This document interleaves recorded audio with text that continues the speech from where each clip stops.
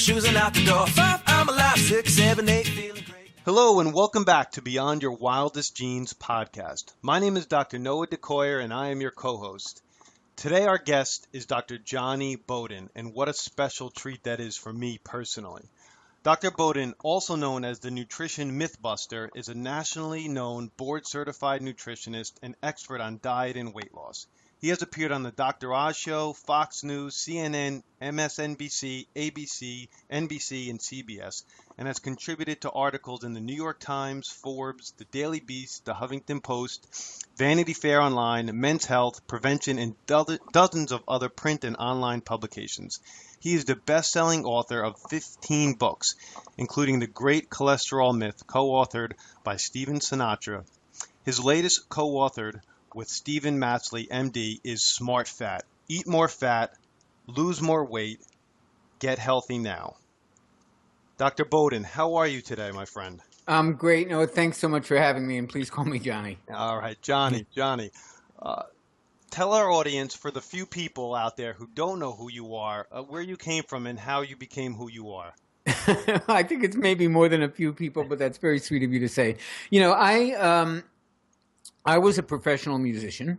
This is a second career for me. It's kind of 25 years old, this career, but I did switch careers in 1990. So I came from a very different universe as a performer, as a conductor, as a pianist. And my health was pretty much what you'd expect of a musician who came up during the 60s and Woodstock generation and sex, drugs, and rock and roll. I was overweight. I smoked cigarettes. I was basically a mess. And I got interested in health kind of because I was bored. I was on the road all the time, and, you know, the actors all took pretty good care of themselves, and they all went to the gym and lifted weights. And out of boredom one day, I just said, hey, why don't you teach me how to do some of this stuff? And like I think many people in my generation in this field, I kind of became a zealot when I saw what was possible, when I saw how my body transformed, how my energy transformed, my mental outlook transformed. And by the way, Noah, this was not an overnight thing. I was one of those guys who would go to the gym, do a bench press set, and go out and take a break and have a cigarette. So it wasn't like, you know, all of a sudden I saw the light. It was a slow transformation for me, but it was a very profound transformation. It got me very interested in this whole field of health and nutrition. At the time, all we really had were ridiculous magazines like what we now call Muscle and Fiction and stuff like that. And there wasn't a lot of places where you could really learn about this. So I started being a kind of overachieving, upper middle class Jewish academic New York kid. You know, the first thing I thought of is, I wonder if you can get a degree in this stuff. This stuff's really interesting. So I went and on a whim, got certified as a personal trainer. And I loved it so much, I got another certification and then another until I had ultimately collected 6 certifications in personal training and fitness. And again, on a lark, I noticed that there was a gym in my neighborhood in Manhattan, a new gym that was opening. It had this kind of weird name called Equinox, and it sounded really sexy and fun. And I just went in on a lark and said, well, I'm a personal trainer. I'd like to work here. And for some unknown reason, they hired me. And I spent about 7 years as a trainer at Equinox Fitness Clubs, eventually becoming the dean of the Equinox Fitness Training Institute, which is kind of the model now for how personal trainers are trained across the country at just about every gym in America.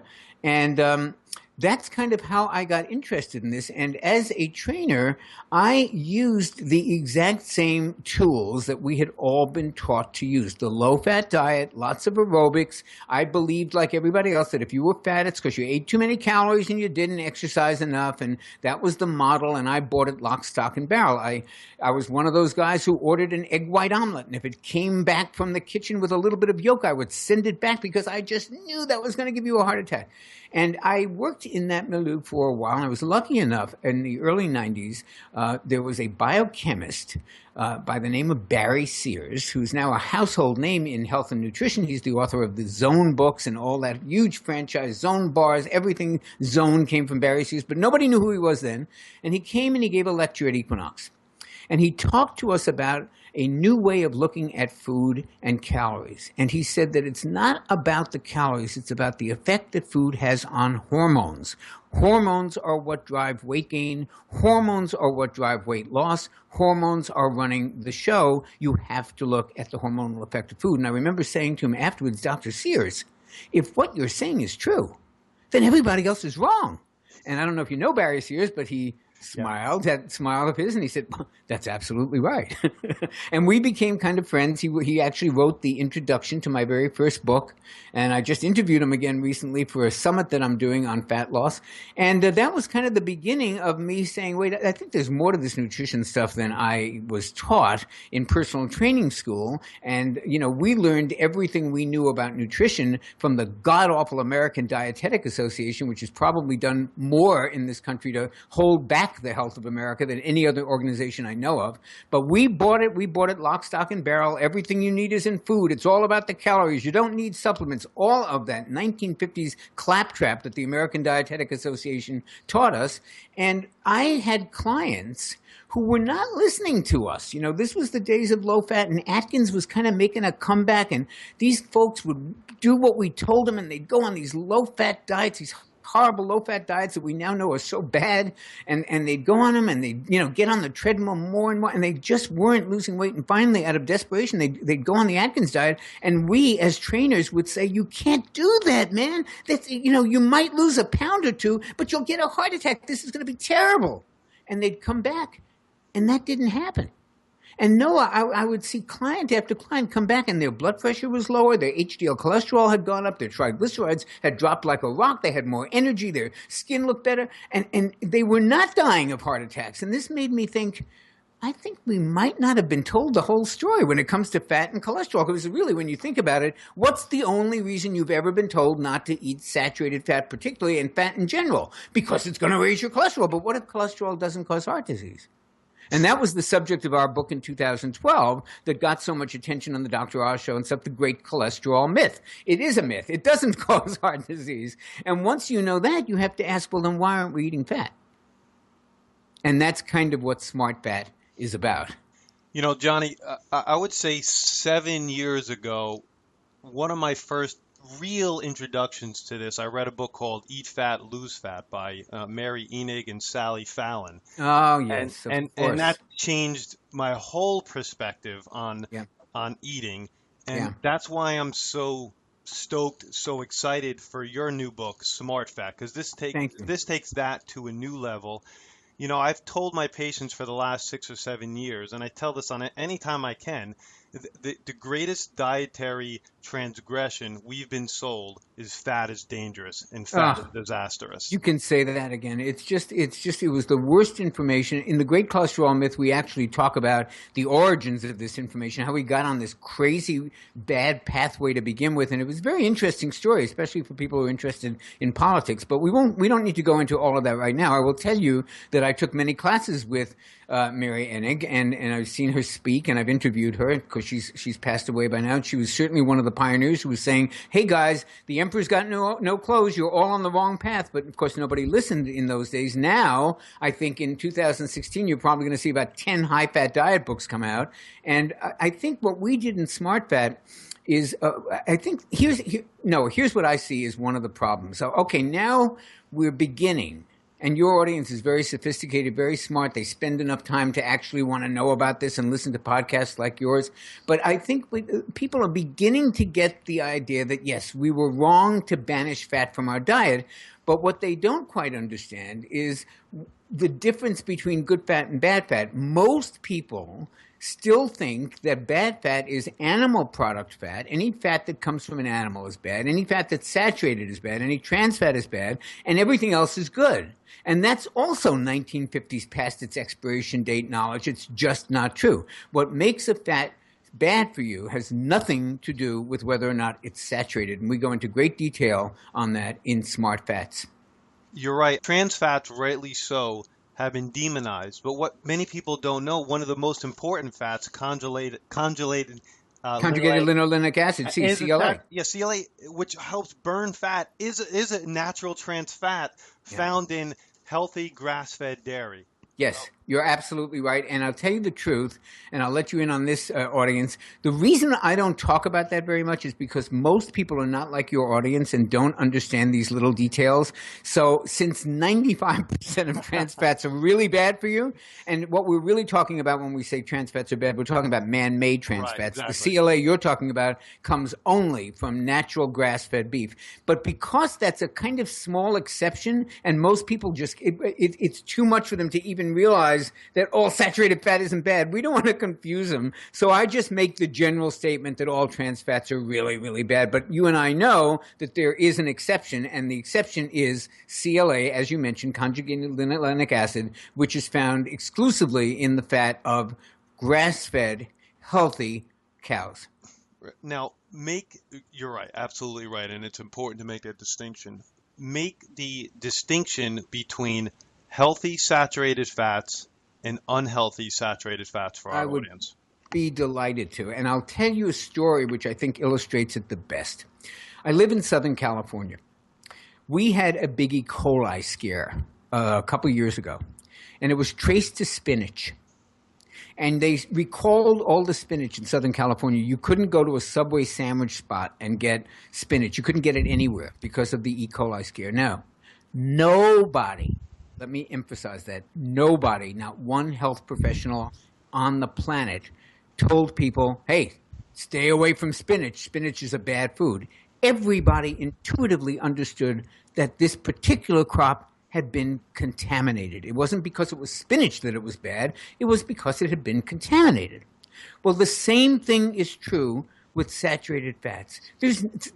Fats are not bad because they're saturated. They're bad because they're contaminated. Now, in point of fact, most of the meat products we get in America are factory farmed. Now, for anyone who's never seen a factory farm, it bears no resemblance to the farms that, I went to as a kid. Mr. and Mrs. Jones, they have a couple of cows and they graze peacefully on pasture and they chew their cud and they pick up some worms and insects, are good sources of omega-3s, and they're not fed any hormones, and the kids milk the cows at 4 a.m. and they gather the eggs and the chickens run around, pecking at That's not what a factory farm looks like. A factory farm is a multi-million-dollar agribusiness of over acres and acres of land where animals are kept in tiny confinement. They're fed grain, which isn't their natural diet. The grain is sprayed with all kinds of pesticides, which accumulate in the fat of these animals. The animals are fed tons of antibiotics for two reasons. One is they get sick on that diet, and two is they're kept in such confined quarters. And three, by the way, there's three reasons, and three is antibiotics make them fatter. Then they're also fed steroids. They're fed bovine growth hormone. They're fed other kinds of hormones. And of course, the fat from those animals is toxic. But it's not toxic because it's saturated any more than, spinach has E. coli because it's spinach. It's that saturated fat. Those animal products are in fact toxic, but not because they're saturated. If you had that same saturated fat from grass-fed beef, which was raised humanely and which ate its natural diet and was not fed steroids and antibiotics and hormones, which all accumulate in the fat, it would be a perfectly healthy fat to consume. When I buy my grass-fed beef and they go, do you want the lean kind? I said, hell no. Yeah, don't cut there's nothing to fear from the fat. If you give me factory farmed meat, I'm going to cut the fat away. I do the same. You're right. Now, since you mentioned it, omega-3s, how about the distinction between omega-3 fats and omega-6 fats? Wonderful question. I'm so glad you brought it up. So we have been told part and parcel of this whole misinformation campaign that we've been subjected to about fats is don't eat the animal fats, but eat plenty of vegetable oil. We all want vegetable oil. That's why we hold in the 80s, they wiped out frying in lard. All the fast food restaurants, oh, lard, that's a saturated fat. Let's get some canola oil. Let's get some soybean oil. Well, these oils are very, very high in omega-6s. Omega-6s are pro-inflammatory. Now, your audience knows this. I think the general public is beginning to get some knowledge of the role of inflammation. Your audience probably has heard many guests talk about it. Inflammation is probably the number one promoter of every degenerative disease we know of. There's inflammation component to obesity, to diabetes, to cancer, to Alzheimer's. Every one of them is loaded with inflammation. Time magazine even did a cover story back in the 80s called Inflammation, the Silent Killer, and they were right. The hidden link between inflammation and heart disease, diabetes, everything. So omega-6s are the progenerators. They are the parent molecules for inflammatory components in your body, and omega-3s are the parent molecules for anti-inflammatory compounds in your body. Now, you actually need both, Noah, as you well know. Yep. And people often ask me, well, what do we need the inflammatory compounds? And I just say, do you ever get a splinter? Do you ever get an abscess in your tooth? It swells up, right? Doesn't it get inflamed? That's part of the body's healing process. When you get a splinter or an injury in your foot, it gets swollen. It gets filled with white blood cells. They try to surround the area to prevent a microbe from getting a hold from an infection starting. So you need to have the ability to have some inflammatory components in your bloodstream. The problem is, you think of it as like two armies, your anti-inflammatory army and your inflammatory army. They need to be funded with the same amount of money. So the ideal balance between the anti-inflammatory omega-3s and the pro-inflammatory omega-6s, which are found in vegetable oils like corn oil and soybean oil, canola oil and safflower oil and all those other oils you've been told to eat so much of, the balance needs to be about a 1-to-1. We are consuming 16-to-1 in favor of the inflammatory omega-6s. All of that vegetable oil, all of these wonderful, healthy, saturated fats like palm oil and coconut oil that we took out of our food to replace with canola oil and soybean oil are contributing mightily to our inflammation problem. And if you think inflammation isn't a problem, you haven't looked at the research recently. It is probably the biggest promoter of every disease you don't want to have. Tell our audience the best sources of omega-3 fatty acids. My favorite is wild salmon or fish oil. I think that's just, you really can't improve on that. And wild salmon, again, is less likely to have PCBs and other contaminants, and the omega-3 content is a little higher. So I'm a big fan of omega-3, of wild salmon and cold water fish. If I can mention a brand I like, Vital Choice. They ship right from Alaska. It's a great company, and I get all my stuff from them. So that's my particular favorite source of omega-3s. Fish oil, I'm a big fan of Barlean's fish oil, but there's a lot of brands you can get in the store that are, really good fish oil products. You can get omega-3s from flaxseed and chia seeds. It is not quite the same omega-3 as the kind that's found in fish. It has to convert in the body, and that's not always an efficient process. So, if somebody isn't a vegan or a vegetarian, I'm a big fan of fish oil supplements on a daily basis for omega-3s. I agree. Now, when I was a kid growing up, I worked in the supermarket, and I don't know why I remember this, but I remember looking on packages, because that's what I did. Mm-hmm. It said, we've now removed all tropical oils from our products. And at the point, I had no idea what the heck tropical oils were. Yep. But what they did was they took the tropical oils out, like you said, and put in all the trans fats and the polyunsaturated fats.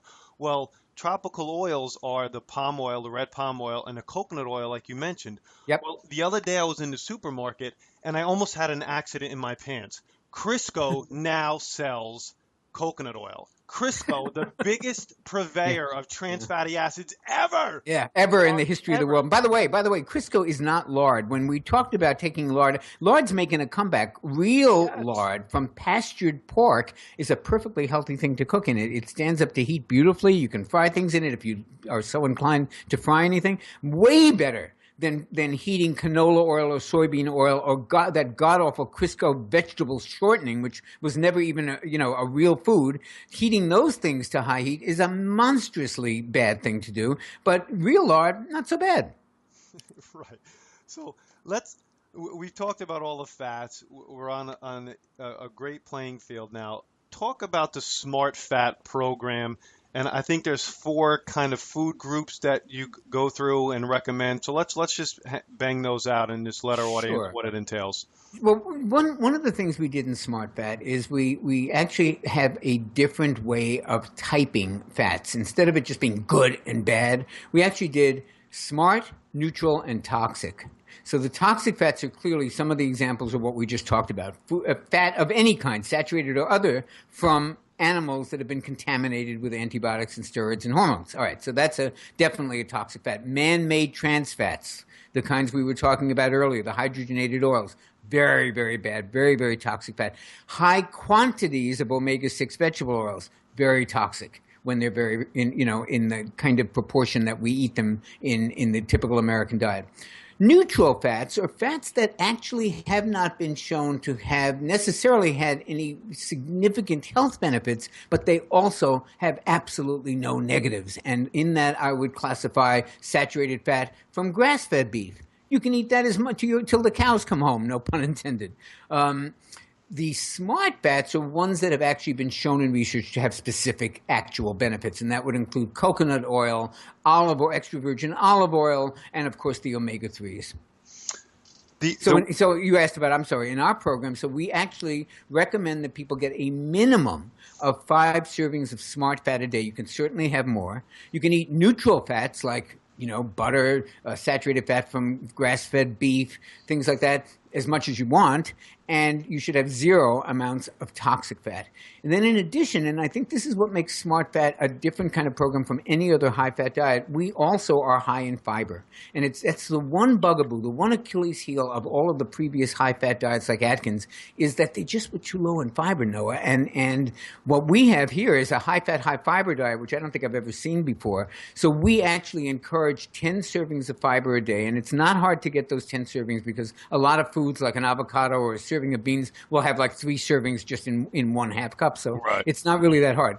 But we recommend legumes and beans and just about every vegetable you can mention, and low sugar fruits like apples and berries and grapefruits, and fiber supplements. So it's definitely important that we get the fiber, that we get clean protein. We recommend 5 servings of clean protein a day, and you can imagine from the way we've been talking about contamination what we consider to be clean protein as opposed to contaminated protein. And then the fourth component is something that isn't really talked about a lot in these books, and that's spices. And I think that's partly because my co-author, Dr. Stephen Masley, is actually a trained chef. He actually took a year off and studied at the Four Seasons. And he, is a very adept user of spices. But what people don't realize is spices do 2 things. One, they make your food taste terrific, which makes it much easier to stay on a program. But 2, they're like a medicine cabinet that nobody knows about. Spices are the most anti-inflammatory, antioxidant-rich compounds on the planet. If you go to any one of those nutrition databases, you put in almost any nutrient, and you say, what has the most? Well, they'll tell you per 100 grams. The first 50 things on the list is almost always spices. Now, nobody eats 100 grams of a spice, but pound for pound, those things are just loaded with nutrients and loaded with antioxidants and are highly anti-inflammatory. So we make spices a big part of the Smart Fat program. Yeah, I challenge anybody to grow their own herbs or buy fresh herbs, start using them in their food, and tell me it doesn't taste exponentially better. Yes, exactly. And who's going to stay in a diet if it tastes like cardboard? So, there's a couple of things that spices contribute here. One is they make it easy to stick with a program. And 2 is they're doing medicinal value as a compound to add into your diet. Right. Now, is dairy in your program? It's acceptable in the program, but we have the same caveat about dairy because dairy comes from the same animals that we're talking about. If it comes from factory farmed animals, it's going to have antibiotics, steroids, and hormones somewhere in there in the residue.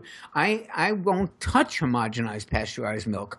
Organic milk, raw milk. Now, we're not allowed to. This is one of the beauties of the free speech in America that everybody thinks we have. We can't really go on and recommend raw milk. So, folks, I will only tell you that I drink raw milk every day, but I will not recommend raw milk because, God forbid, somebody will sue me because because that's not considered acceptable medical practice. My co-author wouldn't even consider saying that on a video because of, we'd be sued. But I can tell you that everyone I know who drinks raw milk doesn't get sick. But let's not make that I don't want want this litigious dairy industry coming after me. But the point is, there's nothing wrong with dairy. Again, if the source of the dairy is pasture-raised cows, and I think it's absolutely fine. How about grains? I'm not a fan. I don't think my co-author's a big fan. We don't forbid them. We certainly recognize that they can be very inflammatory for many people who have gluten sensitivities.